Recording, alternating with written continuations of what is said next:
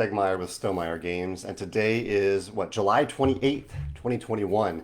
This is not an e-newsletter day. Sometimes it is, depending on this time of the month, but next week will be our monthly e-newsletter, at which point I will officially announce that Rolling Realms is our second and final game of 2021. And I'll start revealing some details about what the printed version of Rolling Realms, which started out as just a print and play game, ends up looking like. I gave a little sneak peek yesterday. I had an Instagram live chat with Gnarly Carly on Instagram where I showed a component that we didn't end up using. I don't know if you'll be able to find that chat now, but I will reveal that component as I reveal the details of this new game in the near future. Hey, Tony. Hey, Michelle. Thanks for joining me today. I have a couple topics to cover today, just some random topics, a few Stonemeyer Games things. Hey, Carol. Hey, Dominic. Thanks for joining me today on this summer day in St. Louis, not summer all the way around the world. It's winter for our friends in New Zealand and Australia right now. But yeah, pretty hot here in St. Louis. I played disc golf a couple of times over the last few days. Played yesterday, and at the same course, a course called Unger here in St. Louis. I played I played this past weekend with my friend Megan and Paul, and we had a good time. And I got a little better between the two courses. I shot a 14 over the weekend, and then I went down to 9 over the other day. And both times were fun. It was fun to see some different achievements from all these different friends. Like Megan, she's been figuring out how to throw rollers. Rollers is a type of throw that you can throw in disc golf where the disc just rolls along the ground for a long time, ideally for a long time. So she's working on that skill. It's not a skill that many disc golfers have, and so it's interesting to see her develop that skill. And also saw my friend Miles get his first birdie putt the other day, or his first birdie off of a putt. Almost was a hole in one yesterday when we played. So that was exciting to see. Carol says, "Have I checked out Divinus on GameFound? Looks like a U game with legacy gods and dice that you upgrade." I am very intrigued by Divinus. I haven't backed it yet. It's a €59 buy-in. I'm very curious because I do love legacy games. I'm intrigued by the app integration and the upgradable dice. I like that. I really like that in Dice Forge. I don't know. Maybe the one thing holding me back a little bit is that it ultimately just seems like a tile placement game, which I enjoy, but it isn't typically what I would think of for a legacy game. But I guess I'm guessing the idea that they went with is they started with a very, very simple game, and that game will evolve over time. But I have actually watched a few playthroughs, and I wasn't fully grabbed into it yet, and so I love Lucky Duck Games. I love what they make. I think they do a fantastic job with app integration. So I'm curious, but I'm not. I'm still on the fence right now about actually backing it. What, Carol? Did you go in for it? What put you over the fence to get it? I do love the structure of their Kickstarter, though. I love that they all their stretch goals will go into an expansion that you can only get from Lucky Duck, but it isn't like a crowdfunding exclusive or Kickstarter exclusive. It's on GameFound. It's Lucky Duck. You can only get it from Lucky Duck, and I love that they're. It's an idea that I posed a couple of years ago when I said, okay, what if I came back to Kickstarter someday? How would I do it? And I said I would put all the stretch goals, if there were stretch goals, in a separate expansion box or separate box, so that could be clearly delineated from the core game, which is just complete out of the box. You from day one you have a complete game, and that's the game that you'll be selling to retailers and backers and everything else extras in that expansion. So I really thought that was cool. I will add, Carol, that just yesterday, I watched a video from a company called IV Games. They're a publisher, but they're also a YouTube channel that analyzes Kickstarter campaigns. And I had never watched one of these videos before because they're pretty long. It's an hour long where they analyze maybe 3 different campaigns. This is IV Games, like the letter IV and then games. And I watched one yesterday where they talked about Divinus and also another game that I backed yesterday. And I really love their analysis of it. It was a really interesting analysis of what works and what doesn't work when you're composing a project page. So I might delve deeper into that in the near future and use IB Games as an inspiration for a blog post. The other game that I did back yesterday that I was really, really excited about, am really excited about, is Earthborn Rangers. This is a game that's on Kickstarter right now, and I think it's from Earthborn Games. And it's just, I love everything about what they're doing here. they basically have an environmentally sustainable approach to production, and they talk about that extensively on the project page. Also, the theme of the game is about essentially a post-apocalyptic world, but it's not grim and dark. Instead, it's kind of a utopian vision for the future. It's a hopeful vision for the future where humankind has banded together to fight climate change, and it shows kind of an alternate version of the world, how the world might evolve if humankind took on these giant history-changing projects to change the shape of our world in the future. And also, I love the idea of the gameplay too. It's a card game and card-driven game that's a little bit along the lines of an LCG if they continue the line of games. Currently, it's just a game, but it could be a living card game or customizable card game. But I love one of their core tenets is that it's not a game where you're just like fighting against the game. There's not an enemy that you are competing against. Rather, it's very open world. You can basically do whatever you want in this world. There are goals and paths to discover, but the heart of the game is discovery and exploration and finding what feels meaningful to you in this game, rather than having the game say, okay, the thing that you have to do in this game is defeat this bad guy. And so I love that. I love that core idea. I love cooperative games that have that element to it. So I'm really, really curious. I was a day one backer. I backed within a few minutes as soon as I was at my computer and it went live. That is Earthborn Rangers on Kickstarter right now. It's a little pricey. It was a little more expensive than I thought, but I was in before I even saw the price. So I definitely backed it yesterday. A few of you have observed, I'm a few minutes behind here, but I have observed that Biddy is taking my chair. Biddy loves that chair. That's a new chair that I got to give me better lumbar and neck support, and it gives Biddy great back support as well. So he's really enjoying that chair. Tim says, did I get to look into that Birdie disc golf board game by chance? I did, Tim, yeah. It looks neat. I think it meets my general stance on sports-themed games, which is that if I love the sport enough to buy the game, I'd rather just play the sport or even just watch the sport. So I don't know. I may play the game at some point, but right now I'm just happy actually playing disc golf. Martin is joining us. Got an email from Martin this morning at BackerKit. Martin might be doing a blog post for Stonemaier Games, as is, I'm hoping, Andrew Navarro from Earthborn Games, the game that I was just talking about. I reached out to him because I was I'm so curious about all these environmental initiatives that he's taking on for this game, and I was hoping he would write about that on my blog. And Cameron says, am I backing it? Absolutely, yeah, I'm definitely backing it. Chris is joining us this morning. As usual, Chris is very kind to ask about my dad and the cats. The cats are doing great. As you can see, Biddy is very comfortable behind me here. Walter is having some great ribbon time today. He's really enjoying his ribbon. And my dad is, he's doing as best as one can be, I think, when you're undergoing chemo. He's very frail. He doesn't have much of an appetite right now.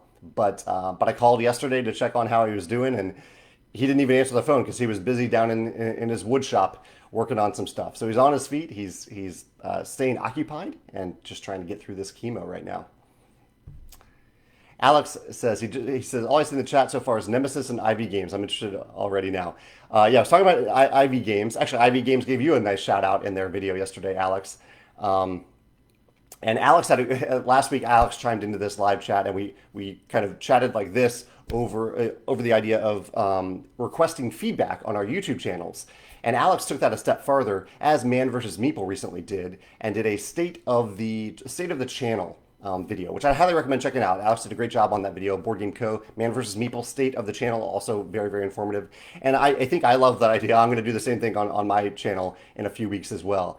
And so I was curious if any of you wanted to throw out any thoughts of things that I should maybe cover in that video. And I'm not talking about my live cast, although the live cast does end up on YouTube. But if you watch my YouTube channel, where I mainly talk about like my favorite mechanisms, I do some top 10 lists, I post these Facebook Live videos, and I occasionally post like teaser trailers of new Stonemaier Games stuff. I'd love to hear your thoughts about topics or categories of topics I should cover when I do a state of the channel video in the near future. Although I do have a great, Alex and Man vs. Meeple did a great job, so I already have a bunch of notes of stuff that I am going to cover there. And Alex mentioned Nemesis as well. Yes, I learned and played Nemesis over the weekend. It took me like 2 hours to learn this game. It is a big game to learn. I learned it from videos and from reading the rules. And we played it and had a really, really great time. There's a lot going on in the game, but every little rule in the game is tied so strongly to the theme of the game and to get you to have this emergent narrative experience. And what I mean by that is that the game doesn't have like written story in it. Rather, all these moments in the game that happen, all these mechanisms come together so that you can tell the story as you're playing and afterward of what you experienced while playing the game. Nemesis is a game about aliens showing up on a spaceship where you've been hibernating and you've woken up to find that you think there's some aliens there, and then the aliens do actually show up on this ship. And we had a lot of fun. It went on a little longer than I thought, but it was a first time play, and I definitely made some mistakes, or we all made some mistakes as characters. Like, we didn't follow each other around enough. We were making a lot of random noise. I didn't gather nearly enough items, stuff like that. And so I spent the last hour essentially just punching aliens and getting punched by aliens. But even that was a memorable experience.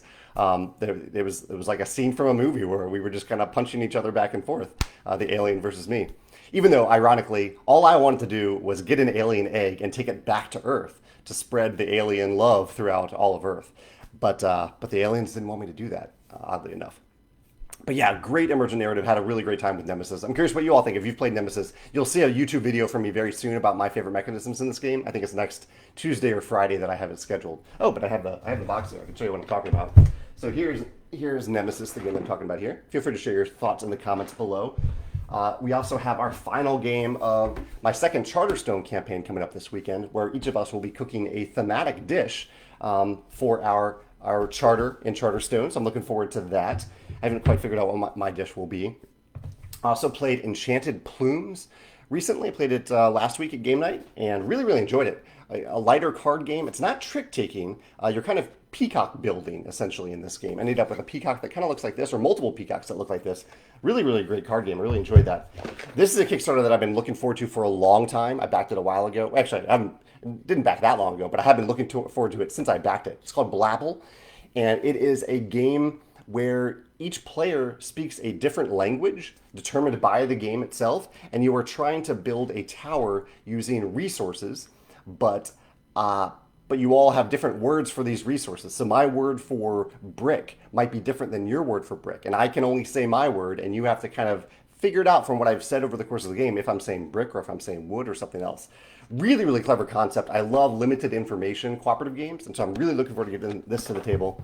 And I also recently picked up My City. I was at Miniature Market picking up the my Magic Forgotten Realms set for a draft I'll be hosting soon, and I also got My City while I was there. So I'm really looking forward to playing this Polyomino Legacy game with Megan in the near future.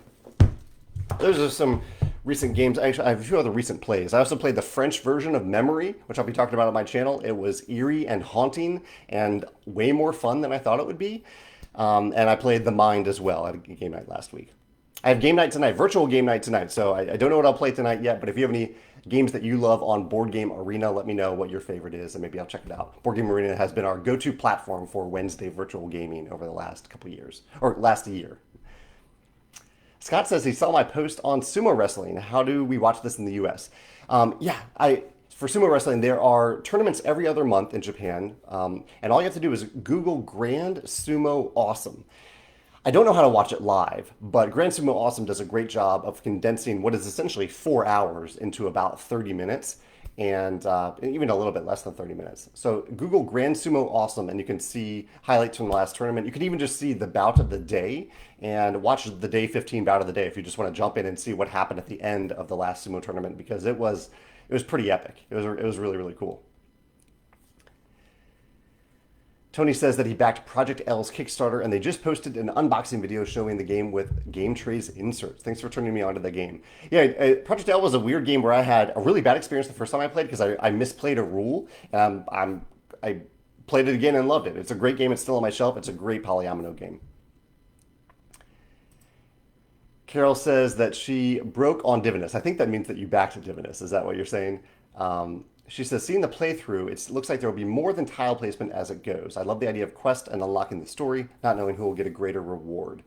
That part reminds me of Clank Legacy contracts. I do love Clank Legacy, so I thought the contracts in that game were a lot of fun. Chris recommends the game Synchronize. Such a fun memorization team versus team game. You know, normally I think I would have unfortunately dismissed that comment about memorization, Chris, but I really enjoyed this game of French Memory, or it's Memory, the French version, the other day. And so maybe I'll give it a try. Yeah, thank you for sharing that. And it always reminds me that the oddest games, the mechanisms that I never think will actually be fun or it won't work in modern gaming, actually can be a lot of fun at times. So yeah, I'll check that out. Thank you for the recommendation of Synchronized. Tim mentions that the Distilled Kickstarter campaign is ending in just about a day. I'm so happy to see that campaign doing well. The designer creator of it attended our virtual design day last year when we weren't able to hold it in person. Eric says, yesterday, yeah, I mentioned this early in the live cast. Yesterday, during an Instagram interview with Gnarly Carly Gaming, you teased the Rolling Realms prototype die. Could you share the same tease with this group? So what I teased in this case, Eric, was the first die that I tested for Rolling Realms before deciding to heavily revise that to a different die. So I did share that on Gnarly Carly Gaming. I'm not going to share that today because if I opened up that cabinet back there, you're going to see way more secrets than just Rolling Realms. But I will be sharing that next week or in the coming weeks as I reveal what is exactly inside the box of the final version of Rolling Realms. So next week you'll start to see posts about that. I'm excited about that next week though. Justin says, how often do you think about the ethical nature of Stonemeyer's various business decisions? He says, I went to the business school that Martin Scarelli, the famous pharma bro, went to, so we constantly so ethical business practices were a big topic, and made me wonder, how often do you consciously think about the ethics of business decision? I would say it's ingrained in me all the time if I'm making an ethical or moral decision. I try to act out of love for people in what I say and what I do. I definitely do not always achieve that, but I try that. I try to do that, and I also try to serve you. I serve readers, serve customers, serve our fans, our shareholders. I serve other people. Look outside of myself in terms of what I do. What is best for you? And I think those things are inherently ethical. Yeah, I think I would say I am aware of it all the time. I don't say I constantly ask, is this ethical or not? I often more ask, like, is this the right thing to do? Is this the right thing to do? Which is, I think, inherently ethical, but maybe not exactly the same as it. Yeah.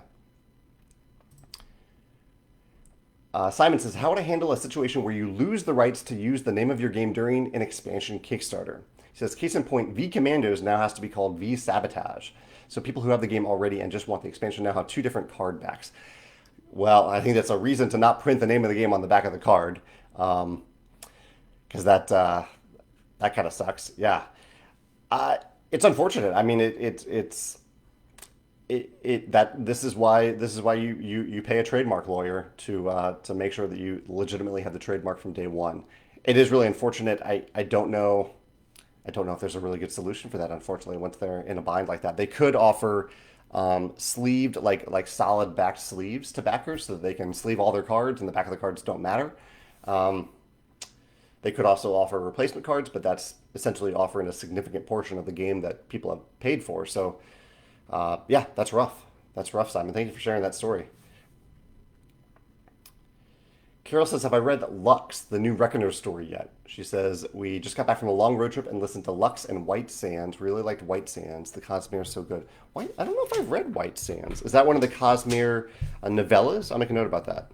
It rings some bell. Is that where they introduced the kind of the roguelike character in The Way of Kings? I'll have to double check on that. I think I've read that, but I'm not entirely sure. Jared says, what's the most challenging game you learned, but was definitely worth it when you finally played? I have a recent example of a game that I learned that was not worth it. But Nemesis, I don't know, I'll throw it out because it's recent, but Nemesis was a challenging game to learn. It took me a long time. I watched a 30-minute video. I spent nearly 2 hours reading through the rulebook. And even then, as we played, we were kind of learning it together as we played.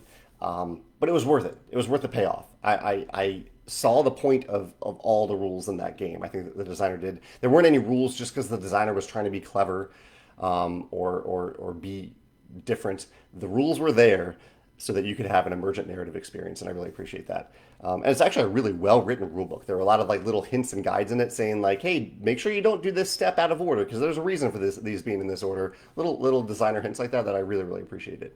So yeah, I'll say Nemesis for that. Martin says that he actually helped out with some of the expansions and the marketing. That's really cool for Nemesis. I obviously I'm just one play in yet, so I do have a couple expansions to try, but I haven't tried them yet. Tim also loves Nemesis. Oh yes, Tim was actually going to bring Nemesis to Geekway to teach me, but Tim, I guess you're finding out now that a friend let me borrow his copy of Nemesis so that I could go ahead and play it. But I would still be happy to play with you at Geekway, although it is a bit of a longer game. Geekway is like both a great time to play to sit down and play a longer game, but I like to play games with a lot of different people at Geekway, and so I generally stay away from super long games at Geekway. So maybe it's good that I got Nemesis out of the way now, and Tim, maybe we can play another shorter game at Geekway coming up in October. Alex is chiming in now to say that Nemesis is freaking amazing. He says, finally got a first play in this week. I see why people love it. Oh, first play for Nemesis. Alex, I assume from your tasting games that you had played Nemesis a while ago. He also says Charterstone was great. Thanks for sharing that. You're not supposed to tell me your opinions on games, Alex. You know this. And he says Enchanted Plumes is a solid game, light, easy, and rewarding enough. Yeah, this is Enchanted Plumes that I was mentioning a little bit ago. I liked it. I liked it that it wasn't trick taking. I like trick taking games. They aren't like a go-to game with me. But I looked at the box. I was like, okay, this is going to be a trick taking card game. But it isn't. It is a game about building a peacock with some kind of trick taking requirements in it. But yeah, I like that I was actually building something over the course of the game. A lot of people talking about Nemesis now. It's obviously a very beloved game. Alex also says that he enjoys My City. Joel says that Blabble sounds cool. That's the cooperative game I mentioned a little bit ago. He says another limited information game is Team 3 Polyominoes. I'll check that out. I feel like I heard the Co-op Cast talk about that, or the One Stop Co-op Shop, as they go by. Renee says you can play Viticulture as the official day for the game is to be out on Board Game Arena. Yes, Renee, thank you for saying that. Yes, as of today, Viticulture is officially available on Board Game Arena. Not just, I think, in the beta version. I think it is officially fully available on Board Game Arena. This is the first Silmar game on Board Game Arena. Definitely not the last. And you're right. I should play that at Board Game Night tonight since it is official there. So yeah, if you've been itching to play Viticulture with more than, 2 to 3 people, given the pandemic, hop on Board Game Arena and check it out. Let me glance over at my topics real quick. I'm loving the questions today and the comments, but I'll come back to them in a second. I will say, big thing that I worked on this week, and a reason that I can't open that cabinet back there is that I got the pre-production copy for a game that we've been working on for a while. And when a pre-production copy arrives, we do a bunch of different things. Joe reviews it very in detail to see how everything works, to see if the insert works, if the components work as intended.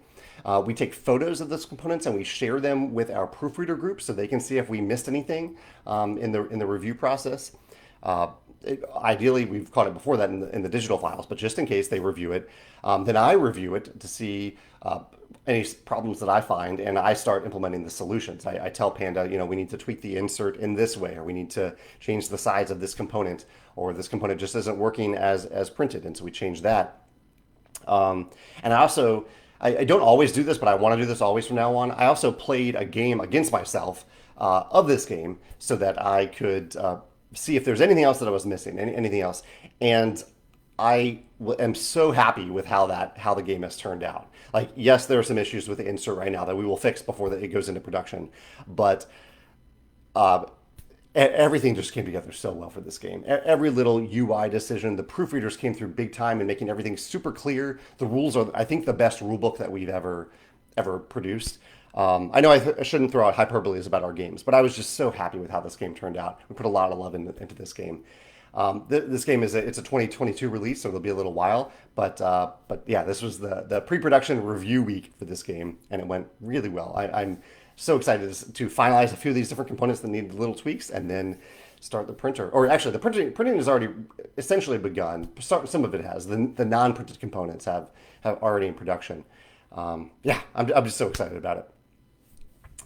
Another topic that I want to cover real quick is the two videos or the topics that I covered on my channel recently were and my blog. I talked about in detail Kickstarter costs from a campaign called Thirsty Sword Lesbians from Evil Hat Productions. They did a big RPG campaign, and Fred decided in one of his final updates to reveal all the cost of the campaign, which I thought was amazing, very transparent. I blogged about that on Monday and kind of commented on some of the costs to see if to talk about if they would apply to all creators or if they were just unique to Fred's game. I also talked last week. I mentioned Geekway to the West a few minutes ago on this livecast. Geekway to the West is coming up in October, and we decided to provide funds for Geekway to offer a scholarship to BIPOC attendees, Black, Indigenous, and people of color attendees, because while Geekway is a very welcoming convention, very, very welcoming, very inclusive. I think we've learned over the last year and beyond that we need to be more actively inclusive in this community. And so, hence this scholarship. And hopefully we can do this in future years. Maybe we can expand it to include other groups who are underrepresented and marginalized, because I don't want to say that they aren't important, but I still think right now in this moment, Black, Indigenous, people of color, that's a major focus. So we have a scholarship there. If you're interested in attending Geekway, or you have a friend who is Black, Indigenous, or a person of color that you think might have fun at Geekway, let them know about this. Check out my blog entry on Thursday from last week, and they can see a link to the scholarship information. Also, what was my video this past week? I did a video on... I do videos so far in advance now. Oh, I did. I talked about Charterstone. Yeah, I talked about my top 10 favorite games if you enjoy Charterstone, which is one of those videos where if you love Charterstone, then it might be some recommendations for you to check out. Or if you love the games that I talked about but haven't played Charterstone, you might realize that Charterstone is worth checking out for you. All right, I'll jump back to comments here for a few minutes. Giovanni says, "What's my recommendation for playing Charterstone for three people?" Perfectly well-timed comment, Giovanni. Would you add the Automa for the rest of the 3-player spots, or would it be best to keep just 3 players? I would recommend just keeping the 3 players. The game has some automated elements that it will come into play without Automa to help you build out the 3 charters that aren't being used by a person. But I think people really waver on the 2-player count. But I designed Charterstone from 2 to 6 players to be played without Automa. I designed it completely independently of Automa. So I think if you're playing with just 2 players, it's debatable. I appreciate that debate. But 3 players, 4 players, 5 players, 6 players, I would definitely not use Automa for that, and just play with human players and use the automation built into the multiplayer system. Tim says that he taught Between Two Castles to a friend last night. That's awesome. Thank you so much for doing that. I really appreciate when anyone teaches any of our games to their friends. Hilda says that they're also enjoying Board Game Arena. That's awesome. Yeah. I've been delighted by the platform over the last year. Giovanni says, "Are you sure you just don't want to open like one door of the secret cabinet?" Oh yeah, I'm sure. You would see way too much if I opened that door.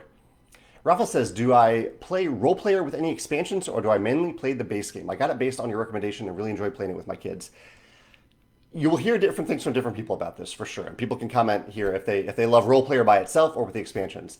I personally love the idea that the designer embraced the idea of designing a game about building a character, and that's it. Like, that is the game. I love that focus on it. So I love just playing role player, the core game. I love that it is just about designing a character, and all the mechanisms that tie into that. However, I've played both the expansions. I played at least one of the expansions, and I appreciated it. I enjoyed it, but it also made me really appreciate what the core game has, and that I don't need it to be a game about going out and fighting monsters. That said, I am excited about role player adventures. I'm really excited about role player adventures. So with role player adventures, it's a separate game, but you can port a character that you've created from role player over into role player adventures. And so I will probably be doing that when I get role player adventures. So maybe take that approach. Maybe just play role player for a while, and if you continue to really enjoy it, you can either decide to get an expansion, or decide to get role player adventures when it's released.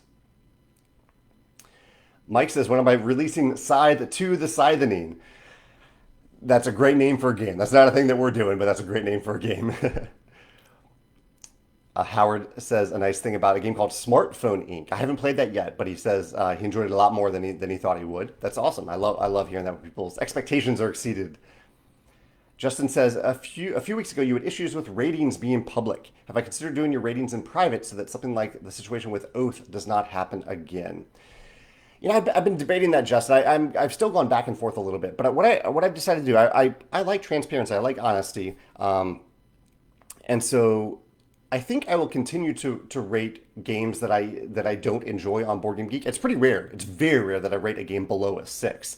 But if I do, I think what I want to change about that is offer details, and even complimentary details in the comments of that rating to show respect to the designer and the publisher, but also explain why the game, at least in short, wasn't a game for me. So I think that's my plan to do it in the near future. I don't know if there's an option on Board Game Geek to make my ratings private, but I wouldn't. I, I, I don't want to make most of my ratings private. I'm fine with people seeing the vast majority of my ratings. It was just it was an awkward situation where someone took that rating and broadcasted it to the designer and the publisher, which I thought was inappropriate. I don't know, other than to inflame, I don't know what the purpose of that was. That certainly was not the intent of me rating the game on Board Game Geek. That's just how I track my games played and my impressions of games on Board Game Geek. So that's how I think I intended to do it moving forward. Carol says it would be a hilarious puzzle for everyone if I opened the secret cabinet behind me for a split second. I'm guessing it would be insanely inaccurate. Perhaps, yeah, but people are pretty good at freeze framing things. Giovanni says that he's playing playing Viticulture tonight on Board Game Arena, and he also got his copy of Pendulum in the mail today. That's awesome. Stonemaier Games Night, in person and virtual. Sounds fun for you, Giovanni. Carol clarifies that White Sands is the graphic novel, which I think I have. I think I read it on my iPad a while ago. I need to check back to see if I actually have that. Still talking about Brandon Sanderson here. Oh, Dylan says there's a novelization version of it too. Maybe I need to figure out which one I read. Alex says Charterstone wasn't a review copy, so he's safe sharing his opinion. That's fair. Although even reviewers who don't get review copies from us, I do avoid those reviews because those might be reviewers that I want to consider in the future. And so if someone says something really terrible about one of my games, I don't want that human side of me to be like, oh, I shouldn't send them games in the future. I want to avoid that bias if I can. That's something I've learned over the past few years. I haven't always been that way. There are even a few. I can think of like two content creators who just continually bashed our games to the point where I was like, do you have something against Stonemaier or something against me?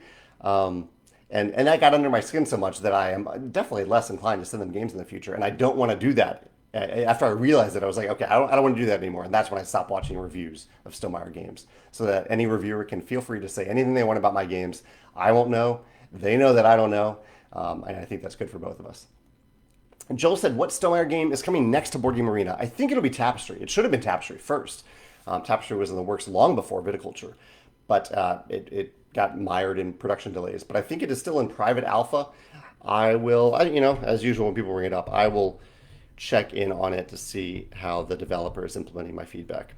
Make a note about that. Yeah. Let's see. Michelle says that she's bummed that Geekway is midweek this year, and that is tough. It was the only time that they could get to even have the convention in 2021 at all. But it'll be back not even a full year after that in May. So let's beat this virus. Let's beat COVID, and do Geekway as usual in May or June of 2022. Rafa also just asked about Tapestry coming to Board Game Arena. I just mentioned that. Zach asked exactly the timing for this game that I'm working on the pre-production copy of. And Zach, I'm hesitant to say that yet. I think I've named a few dates. Well, no, I kind of avoided naming dates for it because who knows how long production is going to take these days. Who knows how long freight shipping is going to take. So, and with anytime that we make changes to a pre-production copy, it does add time to the production. So I'm not ready to say that yet. Philippe says, Philippe has a similar question. When is the new game going to come out? Sometime next year, yeah. Arthur says, do you know if it is possible for anyone to test their games in Essen Spiel, and do you intend to go? I won't be going to Essen Spiel.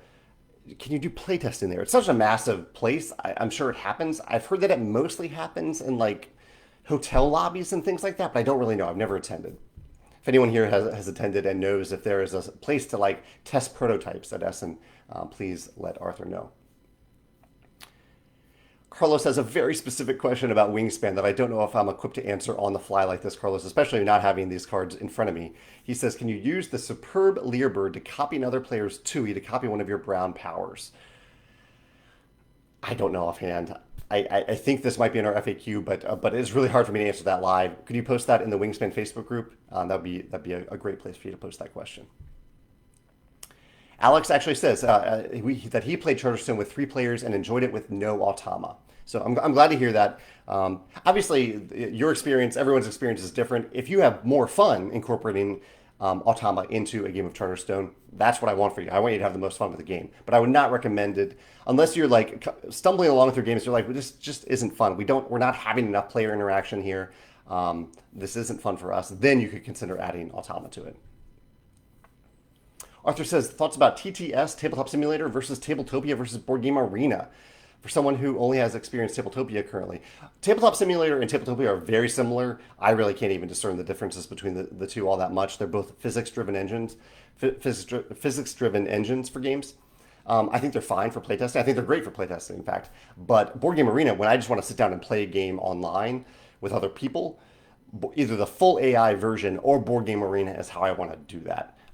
In fact, I would even say over the full AI version. We're working on a tweak around that so that is better for the full AI version of Tapestry that Tim is working on. But in general, when I play a full AI digital game, I just want to play against the AI. And then when I want to play against human players, I want to play it on Board Game Arena. Because on Board Game Arena, it knows all the rules to the game. Which is super helpful. And the dialogue boxes that can pop up on Board Game Arena and help you remember what a card means, what an icon means, that's super helpful. Zach says, how many years to come of content are in the cabinet? I have things in the cabinet, I have components in this cabinet behind me that are for games that won't be released, or products that won't be released until 2023, probably late 2023. Maybe even some samples of components for 2024. Yeah. We tend to test component ideas well in advance of when the game might actually be ready. Some other people, Carol and Dylan, are also mentioning role player. And Marcus points out, yeah, that I rate games as a player, not as a publisher. When I rate games on Board Game Arena, that is very much Jamie the gamer rating my experience with that game. And it is never a slight to the designer or the publisher if I don't like a game. There are games that I like from a designer, games that I don't like from a designer, just like anybody else. So yeah, I hope it. I know it's hard to do that, and I don't look at the ratings of my games on Board Game Geek. I don't think it's healthy emotionally for a designer to really look at those ratings, because you will get. I mean, there are some people that just troll the ratings. They post ones or twos without actually playing the game. There's also some legitimate ones and twos. The people who really play the game and really just do not like it, and that's okay. But it also still sucks to see that. I don't know if I ever benefit as a designer from seeing that someone has rated my game a 1 or a 2. Nor even is it all that healthy to see a game rated a 9 or a 10. Yeah, it's a nice little ego boost. Hey, someone loved my game. That feels good. But I don't know if it really gets me anywhere. I don't know if I am any better for seeing that rating than not. Opposed to pay attention to what people say in threads about my games. Then I can actually learn from them as a designer. People who have tried the games, who are there to give constructive criticism, who want to learn, who want to help, who want to get people's opinions about their opinions. That, to me, is very helpful as a designer, opposed to the ratings on Board Game Geek. Justin says that he prefers just standard role player, but he does appreciate the expansions as well. Tim says he's ready to play more Charterstone. Marcus asked for news about a codename game, and Marcus, no, I don't do spoiler discussions here, especially about our games. Let's see. Johnny says, thanks to you, I got Dice Miner, and we love it a lot. So much fun. The mechanisms of the game with the dice is a nice change. Yeah, Dice Miner is a game that I was really excited about, and it even exceeded my expectations. It's a really, really fun dice drafting, dice rolling game with these beautiful custom dice. I have a video about it you can check out. And yeah, I just yesterday, a couple days ago, I filmed my top 10 games of all time as of right now. And it didn't quite make the list, but it was in consideration for the top 10. I put it in my top 20 just because it's still so new to me. But if it withstands the test of time, it is quite possible Dice Miner will end up in my top 10 games in a future version of those lists. Joe says, are there any brands you would like to base a board game on? Yes, there's a novel series called Red Rising that I love so much that I have co-designed and published a game based on Red Rising. Yeah. Let's see. Andrew says that he has been playing a lot of Tapestry with Plans and Ploys, and he says our goal is for both of us to have recorded plays with each civilization. Only 6 games to go before we both have tried every civilization. That's awesome, Andrew. Every civ. That's incredible. That's really really cool. And I hope you have some room left for Tapestry when the digital versions come out on Board Game Arena and the full AI version from Tim. Chad says the wardrobe needs a name. The secret wardrobe behind me, called the Wardrobe of Dreams. And actually, I was just yesterday in the live cast with Carly. We were talking about secret rooms in the Between Two Castles expansion, and I didn't think of this at the time, but I think if I ever have a house with a secret room someday, I want it to be in a wardrobe, kind of like Chronicles of Narnia. I would love to open a wardrobe like that and have it lead into another room. How cool would that be? So instead of having just like a wardrobe stuffed with things, it could be a whole room of components and games and things. Um, this one leads to an exterior wall, so it's not going to work here, but maybe at a future home, I could put in a secret wardrobe passage. Oh, Paul, my disc golf and designer friend Paul says he's very guilty of looking at the BGG comments of my games, but I've reached out to low raters sometimes and gotten useful info. Nothing can be for everyone, of course. That is a treacherous path to go on, Paul, but I'm glad that you've gotten some useful feedback from that. I think I probably did that many years ago, but I have definitely stayed away from doing that. And yeah, I was never. I think maybe I contacted one or two people to say, hey, like, you haven't actually played the game yet. Why would you rate the game? And then I realized a lot of people do that. A lot of people rate games on BoardGameGeek without actually playing the game, both positive and negative. Some people will rate it a 10 because they're just excited about it. Some people will rate it a 1 because they want to counter the 10s, which is oddly negative to me. I don't know the purpose of that. Like, yeah, sure. So what? Let the dozen people who want to rate it a 10 and be excited about it do that. But don't understand the ones for that. Just seems destructive. But yeah, I'm glad you've gotten some good feedback about it, Paul. But that is not a path that I will go down. Let's see. Paul says also sometimes people misunderstand rules, and that is definitely true. I more appreciate when people post that in the in threads rather than in the rating. But it is possible. It is certainly possible.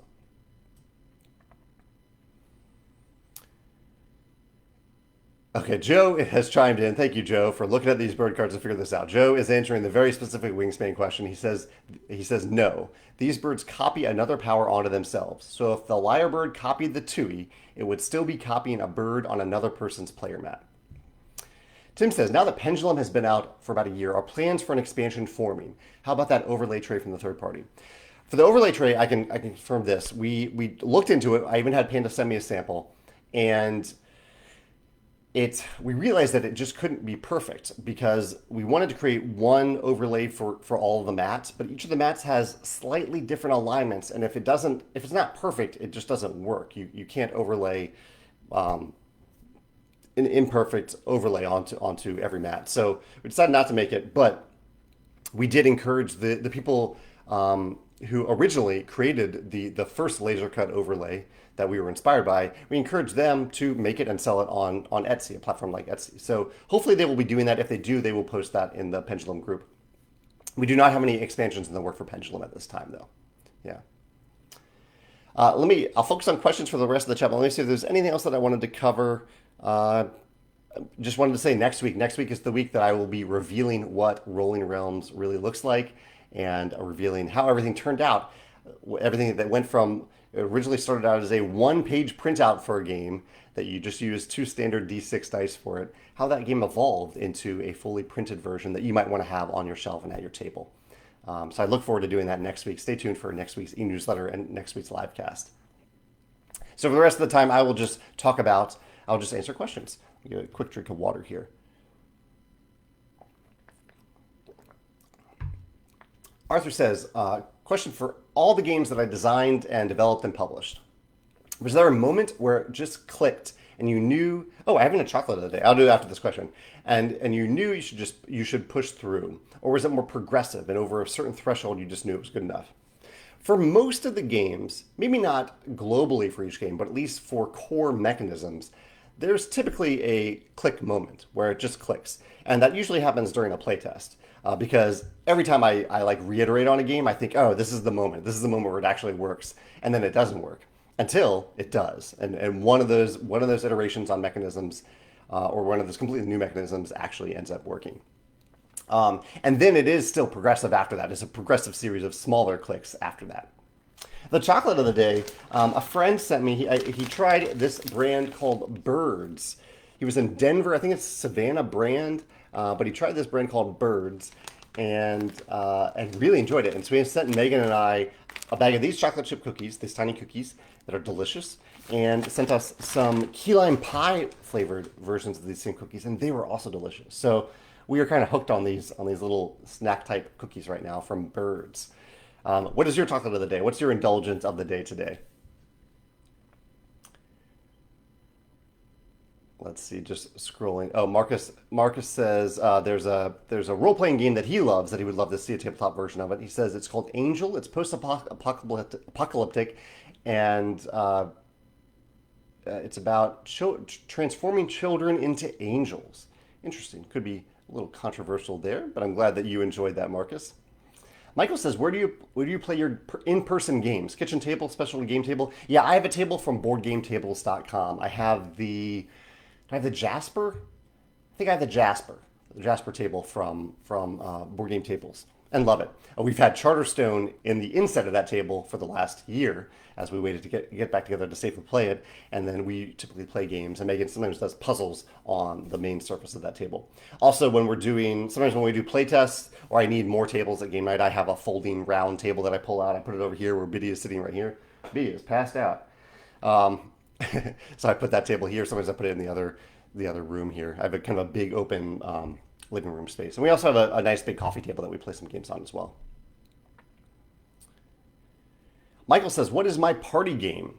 I have not designed a party game. The closest that we have at Stonemaier Games is Between Two Cities, which I would not call a party game, but it is a light introductory game, a gateway game. My go-to party game, I would say, is either Just One or Telestrations. If we have a giant group of people, Telestrations. If we have 7 or fewer people, Just One. Yeah, and you can even play just One with more people if you have pads of paper. Arthur says, in the music industry, there's a new thing that artists do where artists do a collaboration song, and usually that becomes an instant hit. Do you think that could be possible in the board game industry? 2 or more game designers putting their minds together for a project. Would you personally be open to something like that? It has definitely been done. Yeah, it's been done before.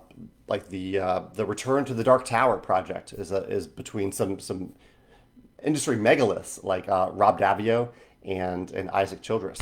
Rob Davio also got together with Matt Leacock for Pandemic Legacy. So there have been some major collaborations like that. Is it something that I would pursue? Yeah, I've been asked this question in terms of like, would you ever want to design a game with X designer or Y designer? And I'm open to it.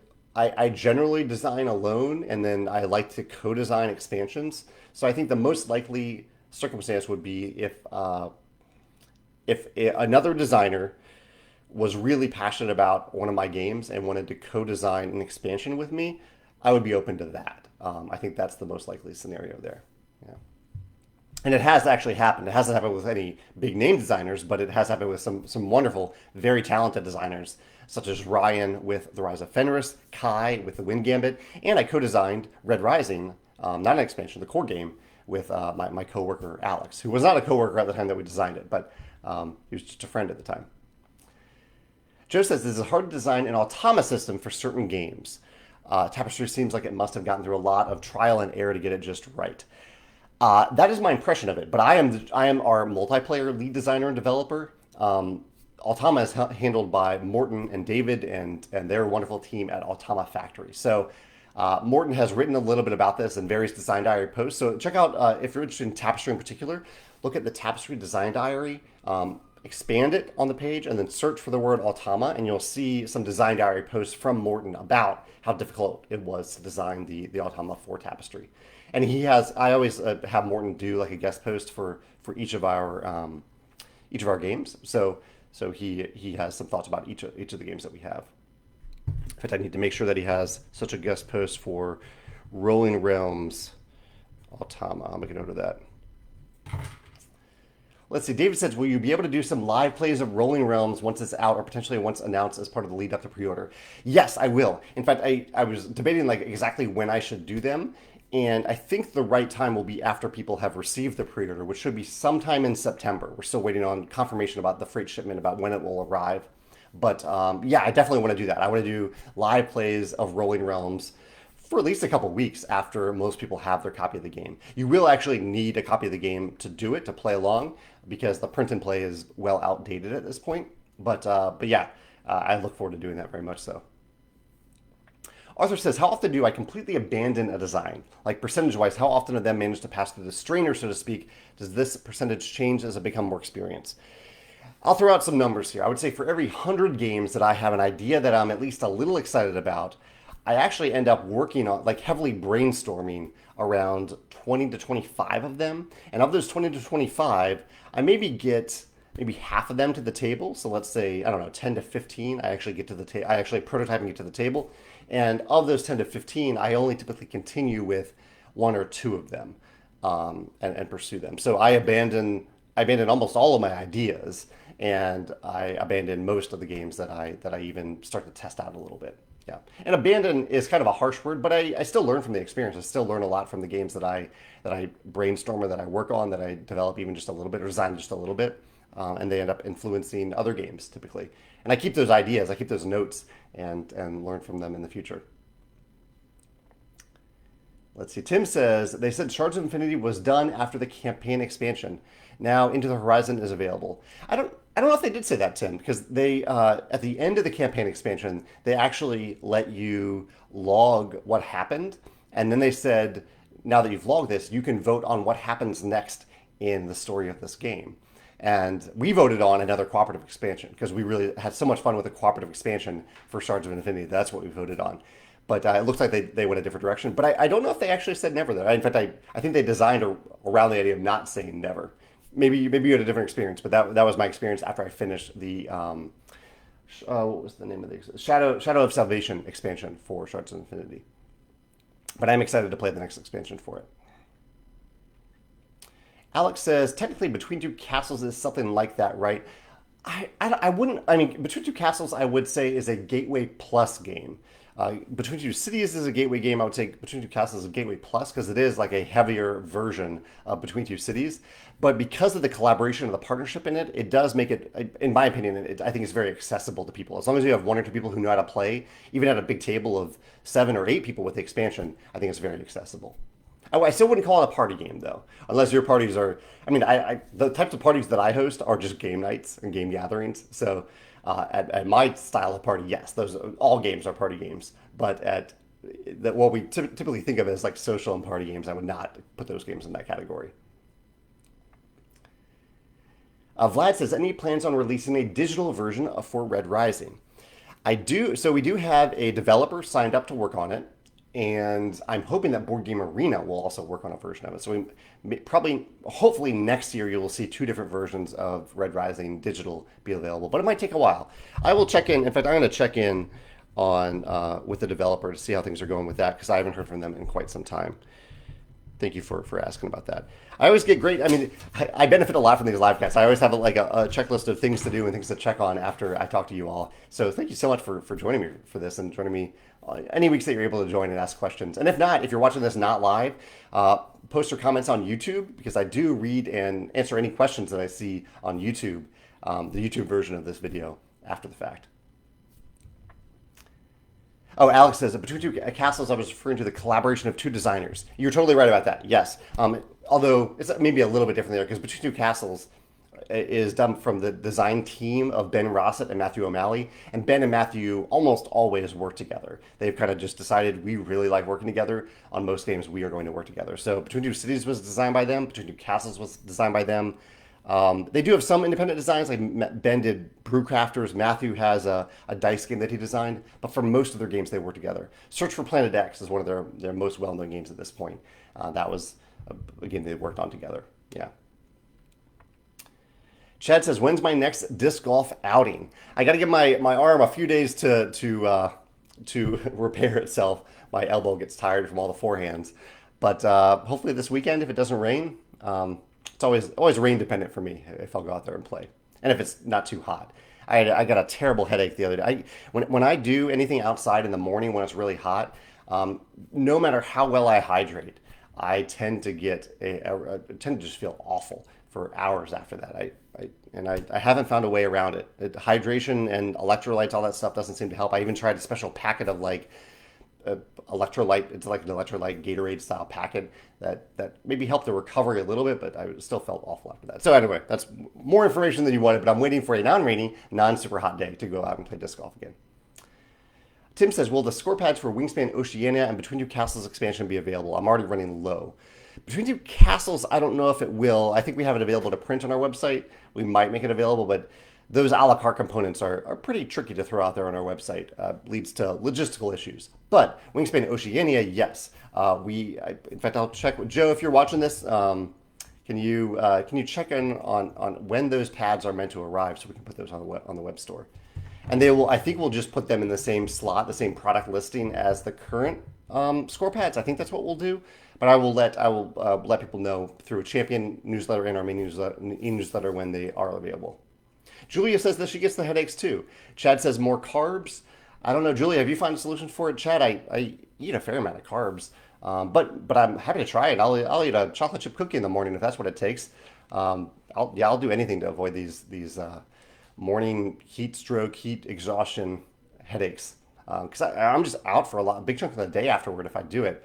And we've been playing in the morning on the weekends because it is cooler in the mornings than the afternoons in the summer in St. Louis. It gets up to like the mid 90s in the mid afternoon in St. Louis, but the mornings are usually like 75, 80. But even then, if it's heavy humidity, I really, really feel it. It got up to 91 when we played this past weekend by like 10 a.m. Yeah. Arthur says, do I often playtest stuff from other designers? I actually never playtest stuff from other designers unless this is a submission to us. Because my sole focus really, I mean, as much as I want to support my fellow creators, that it's so time consuming to do that. And my focus really needs to be on Stonemaier games. So I'm not available to playtest for other designers. As much as I appreciate other people who do that, I really, really do. It's just not something that I am able to make time for or prioritize. But I do, any games that are submitted to us that get through all the filters, I do play them. And I played just a lot of our games. Rafa says, have I played Meadow? No, I have not played Meadow yet. I have not. I played Spring Meadow, but not Meadow. Chad says he gets bad headaches when it's bright out. I thought that was it for a while. I've worn sunglasses, but I found that it isn't the light. It doesn't help, that bright light. And when I get the ensuing migraine, bright lights I'm really sensitive to those bright lights. But it's something about the heat itself, the sun and the heat. But I've even found if I'm in shade for most of the time, if I'm in the shade and it's still really hot out, I still get it. I still get it then. It's very odd. Carol says she may have experienced the same thing. Yeah, if anyone, I'll end on a dire note there, but hopefully a solution-driven note. If anyone has this problem and has found a solution for it, please let me know. The packet of stuff that I mentioned, what was it called? Megan, is it Spark? What's the name of that stuff? She's looking at it. Thanks, I'm interrupting Megan's work right now. Scratch. Scratch with a K, I believe. Yeah. So Scratch is the flavor packet of stuff. It's mostly sugar, real sugar, no fake sugar. I can't do fake sugar. Real sugar and sodium and some other electrolyte stuff in there. And I think that helped my recovery, but I don't think it definitely did not prevent me from getting the sun headache that I got. But if anyone has a better solution that they found works, let me know, especially if it does involve eating a chocolate chip cookie in the morning, because I kind of want to do that now, especially if that helps. So yeah, I'll end on that note, a solution-driven note. I hope you all have a wonderful Wednesday. And, oh, actually, Megan does have a little note here. Megan says, ice packs on your head or back of the neck. She just ordered a headache hat. I'll let you know if it does any good. I will admit, after I came in from the sun, I took a bag of, we went to Trader Joe's afterward. I took a bag of frozen rice and I put it on my head and my neck, and it felt really good, but it didn't prevent the headache from happening. So I'm looking for some sort of prevention. And Arthur, yeah, plenty hydrated, really, really hydrated. George says, do I inspire through my nose? If you have a September deviation, then it's my brain not getting oxygen. Maybe, I don't know if that's really, I don't know if that's me. Migraine prescription could help, yeah. But it's here. Julie says it's the ambient temperature outside. Yeah, Julie has exactly what I have here. She says if you get into a pool or submerge myself in water to get cooled off, it can help. But once you get the headache, it's usually too late. Yeah. Once I get that, that's my experience. Once I get the headache, it's too late. Maybe I need to actually bring the ice pack with me so to keep my body temperature down as I'm actually outside and doing that thing. I don't know if there's a really legitimate way to do that, but maybe there's a shirt with built-in ice packs. I'll wear it. I will absolutely wear that. Okay, I'll end on that note. Thank you so much for your thoughts. If you have any other comments, maybe stop commenting now and wait for the YouTube video to be posted, because I definitely want to hear these comments, and Facebook doesn't really notify me after I'm not going live anymore. Have a great day. I will see you next week for Rolling Realms. Take care.